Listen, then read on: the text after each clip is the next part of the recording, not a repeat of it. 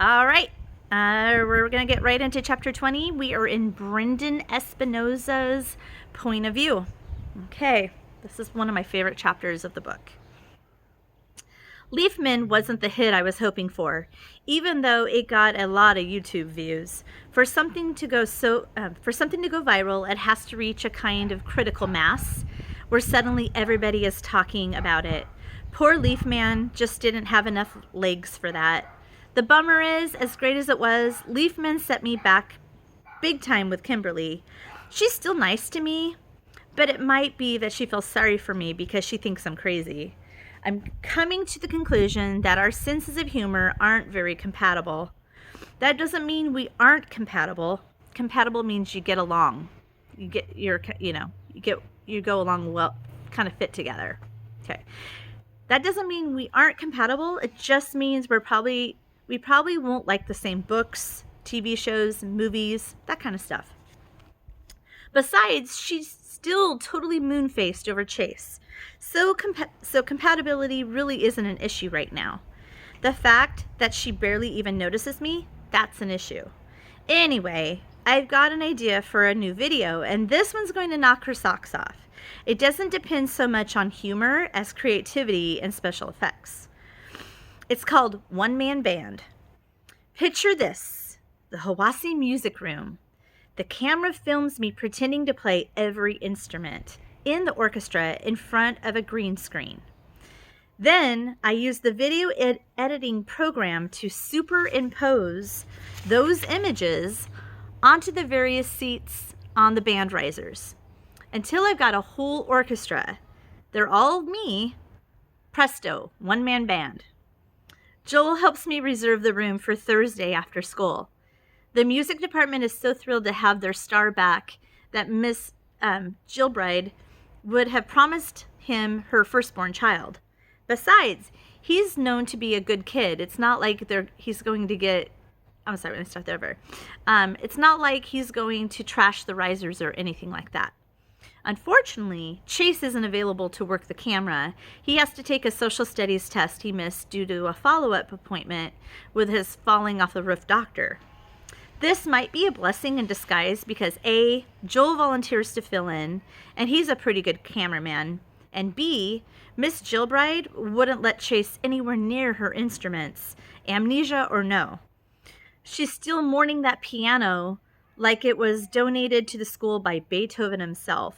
So remember when that explosion happened, that piano that was destroyed in that accident with Joel belonged to the music department at Hiwassee. And so I would imagine the music teacher being kind of holding maybe a grudge towards Chase because she knows he was involved with that. Does that make sense? Okay. Also, C, Kimberly is also a little distracted when Chase is around. Maybe that's why she didn't get the humor of Leafman. So for the question we had last week, whether Kimberly understood and was supportive of Leafman, it kind of went over her head, right? Most of you thought that. Now, with Chase away writing that test, she'll be able to concentrate on me. I want to rent a tuxedo since those orchestra guys really put on the Ritz. My mom won't spring for it though, so I do the best I can. I take the light gray suit I wore to this kid's bar mitzvah and I paint it with shoe polish. This guy's creative, isn't he? My white shirt has a bit of a stripe in it, but I'm pretty sure it won't show up on the camera. There'll be a lot of me, but luckily we'll all be pretty small.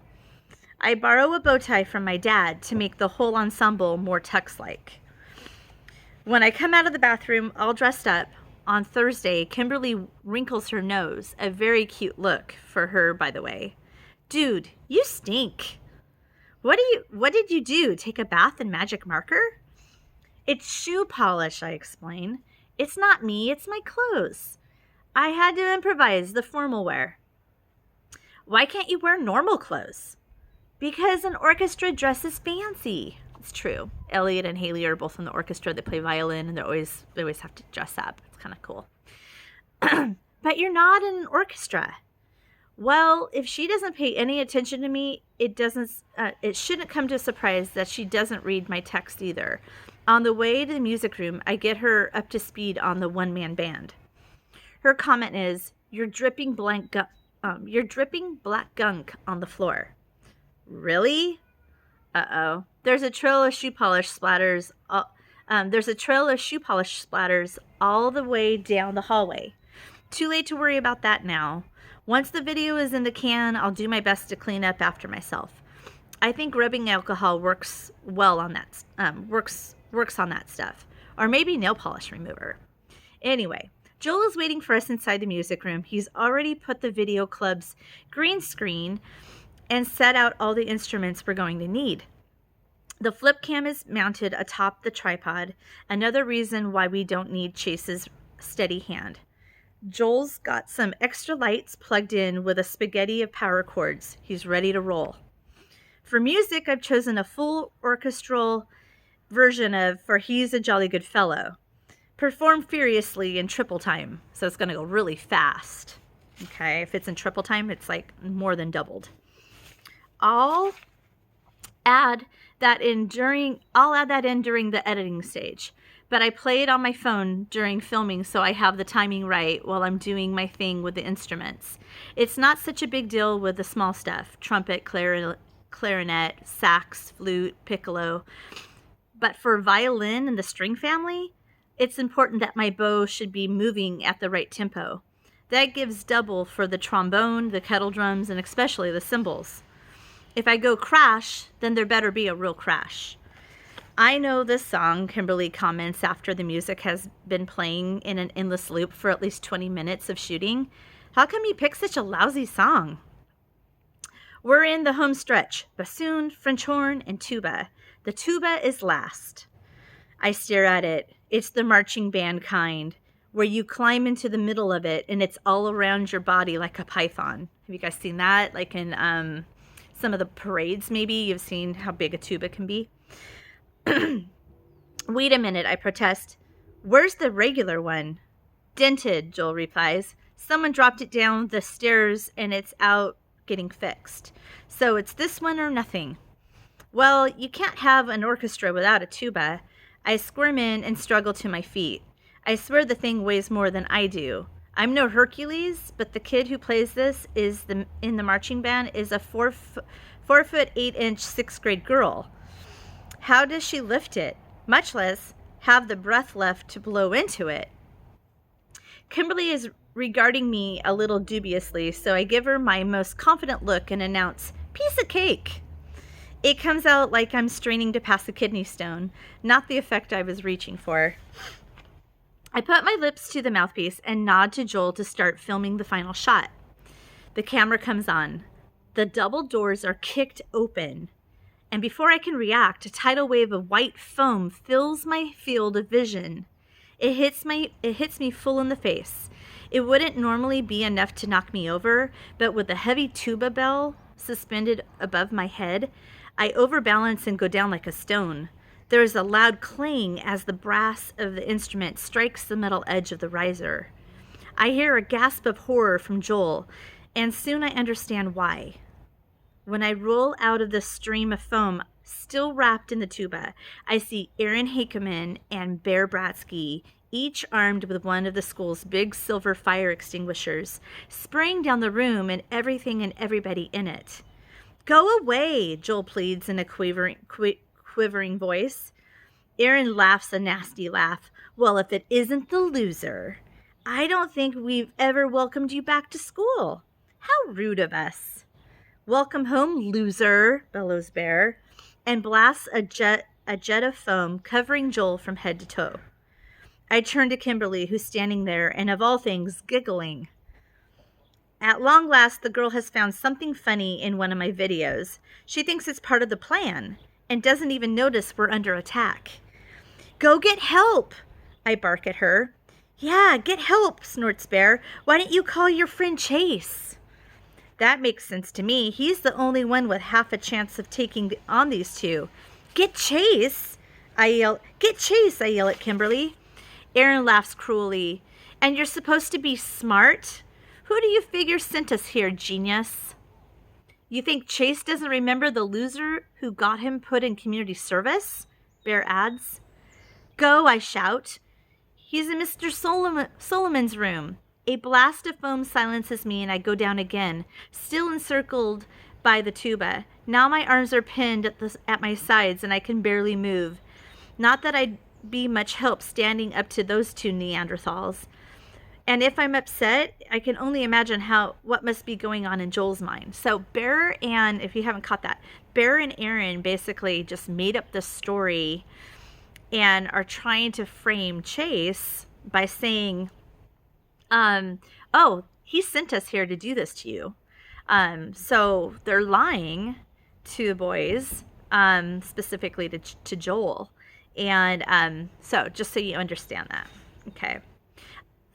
If I'm upset, I can only imagine what must be going on in Joel's mind. After everything he's been through, he comes home only to find that it's starting all over again. Kimberly bolts past the two attackers and out the door. They make no move to stop her. Their focus is on me and mostly Joel. Hey, check out all these instruments, Bear snickers, as if the band room is the last place anyone might expect to find such things. You think if I practice hard, I can become a musician like the great Joel Weber? He delivers a solid boot to the French horn, which skitters across the floor, kicking up a spray from the melting foam and covers half the room. Please don't touch the instruments, Joel whimpers. I promised Mr. Gilbride I'd be responsible for everything. Well, that does it. Once those two idiots see how to get a rise out of Joel, they're off to the races, throwing flutes like mini javelins and frisbeeing cymbals all around.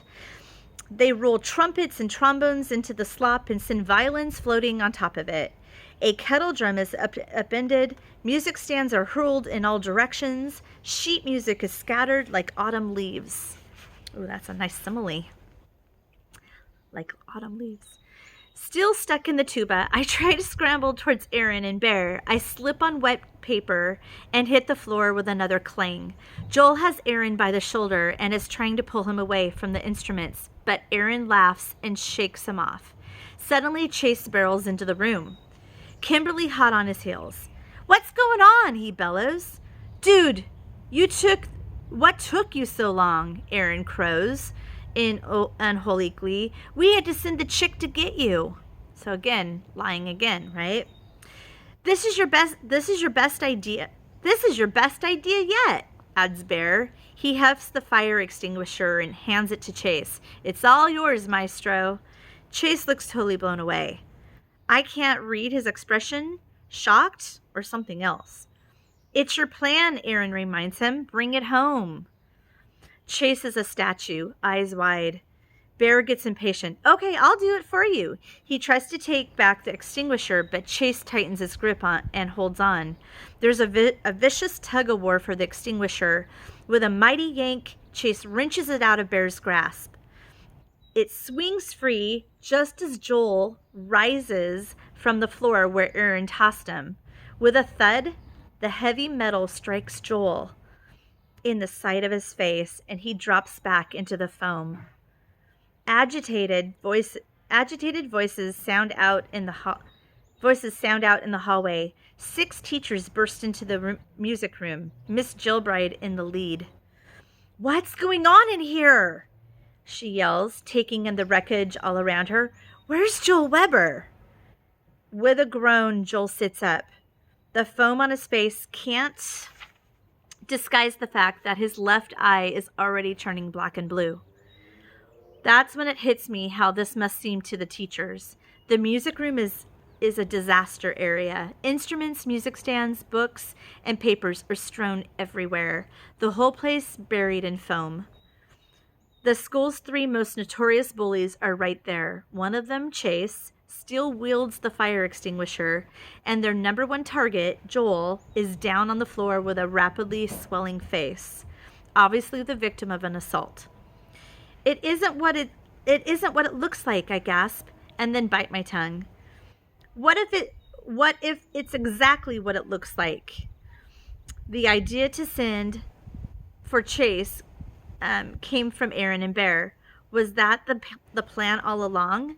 And was Chase the ringleader, just like the guy said? So now they're starting to doubt. Brendan's starting to doubt if maybe Chase was involved because he's not sure. Okay. The teachers don't pay attention to me. Their job is diffusing the crisis. Miss Gilbride rushes Joel to see the nurse, and the other staff members march Aaron, Bear, and Chase off to the principal's office. Kimberly follows. Even now, her only concern is Chase. As quickly as that, I'm all alone. Still trapped in the marching band's tuba. With a heavy sigh, I struggle up and try to shake myself out of the brass tentacles of this thing. It moves maybe an inch. I'm going to have to be here all night. As I continue to wriggle and squirm, dripping gray frothy shoe polish into, because remember he was like in black shoe polish and now it's mixed with the foam and now it's kind of this gray. Dripping gray frothy shoe polish into the foam, I reflect on the worst part of this isn't being stuck in a tuba. It isn't that the one-man band is never going to happen. It's the sad fact that Kimberly could leave me in such a terrible state just because Chase is in trouble. And as soon as I think that, I realize that the real worm around here has to be me. Wormier even than Aaron and Bear. I care more about my love life than the fact that my friend Chase might not be my friend after all. It isn't true, I scold myself. Chase used to be like that, but not anymore. Then there's the evidence of my own eyes and ears, the trash band room, another attack on poor Joel, Chase right alongside his old wrecking crew, delivering the final blow. I sit down on the edge of the riser and hang my head, too depressed to wriggle anymore. The sound of the wet sneakers squishing in the slop jolts me out of my melancholy. I look up to see Kimberly standing over me. She says, I thought you might need some help getting out of that thing. My heart soars. Hope. Okay. So, interesting. Very, very interesting. This is definitely one of my favorite chapters just because there's so much action. And I could picture that scene going down in maybe Mrs. Pierce's room. I don't know if you were picturing that as well. But it's a great chapter. So anyway, this week you're going to be writing about your favorite character so far in the book. So after you hear chapter, let's see, we just finished 20. So I just read 19 and 20. So you'll be choosing who's your favorite character, and give me lots of reasons why. Okay. So anyway, have a good one.